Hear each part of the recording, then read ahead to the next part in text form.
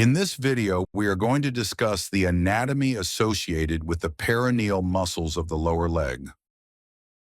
The peroneal muscles are a group of three muscles: the peroneus brevis, the peroneus longus, and the peroneus tertius.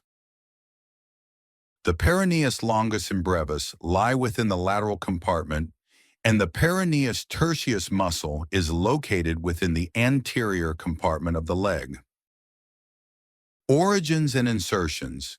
The peroneus brevis muscle arises from the lower two-thirds of the lateral surface of the fibula. The peroneus longus muscle arises from the upper two-thirds of the lateral surface of the fibula.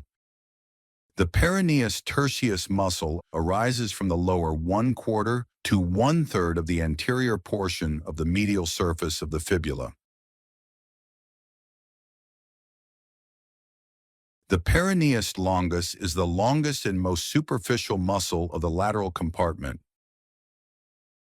The peroneus longus is lateral and posterior to the peroneus brevis. The tendon of the peroneus longus begins at a higher level than the tendon of the peroneus brevis.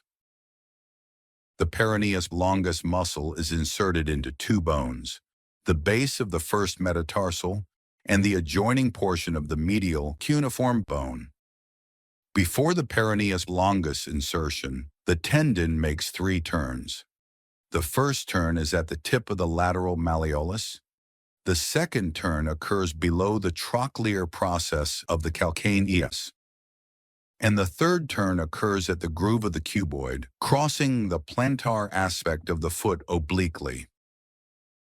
The peroneus brevis muscle is inserted into the tuberosity of the base of the fifth metatarsal bone. Near the ankle, the peroneus brevis is closest to the fibula. There are two peroneal retinacula which hold the two peroneal tendons: the superior peroneal retinaculum and the inferior peroneal retinaculum. The peroneus tertius muscle is inserted into the dorsal surface of the base of the fifth metatarsal bone. The peroneus tertius is considered to be a lower lateral part of the extensor digitorum longus muscle.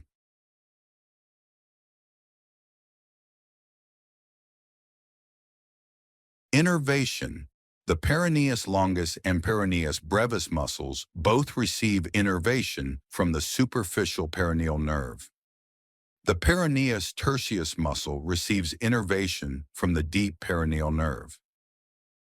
The superficial peroneal nerve supplies the peroneus longus and peroneus brevis muscles through the S1 nerve root.